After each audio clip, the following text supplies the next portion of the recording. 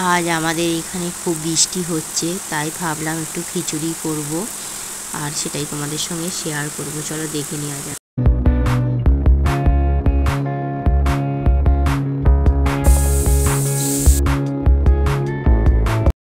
নমস্কার বন্ধুরা, কেমন আছেন? আমি তনুশ্রী আবার একটা রান্নার রেসিপি নিয়ে চলে এসেছি। আজ বানাবো খিচুড়ি, সেটাই তোমাদের সঙ্গে শেয়ার করব।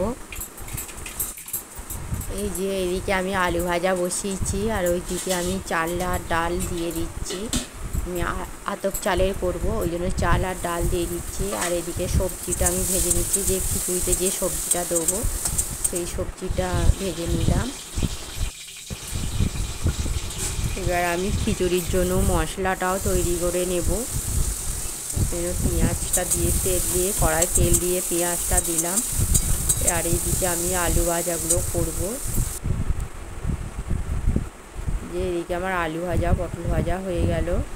আর ওইদিকে আবার আমি হাঁড়িটা নামিয়ে রেখেছিলাম, নামিয়ে খানিকটা হয়ে যেতে নামিয়ে রেখেছি। আর তারপরে আবার সবজিগুলো দিয়ে দিলাম।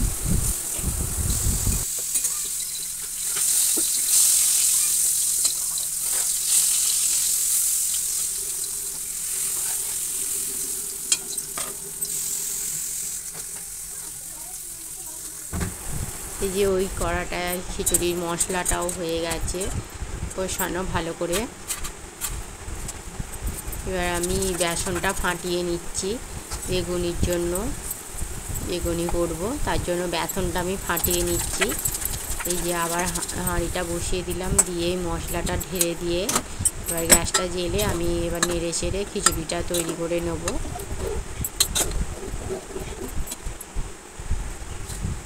যে আমার খিচুড়ি তৈরি হয়ে গেছে। এবার ডিমটা আমি ভেজে নেব। ডিমটা ভেজে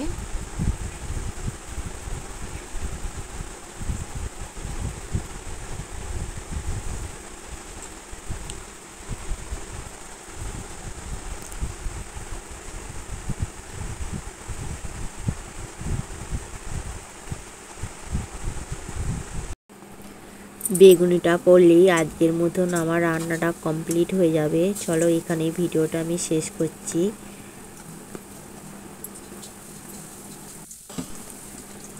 ভালো লাগলে একটা লাইক কমেন্ট শেয়ার করো আর সাবস্ক্রাইব করে পাশে থেকো। কি কি রান্না করলাম চলো একটু দেখিয়ে দিই। এই যে খিচুড়ি, বেগুনি, পটল ভাজা, আলু ভাজা আর ডিম ভাজা। চলো আজকের মতন টাটা।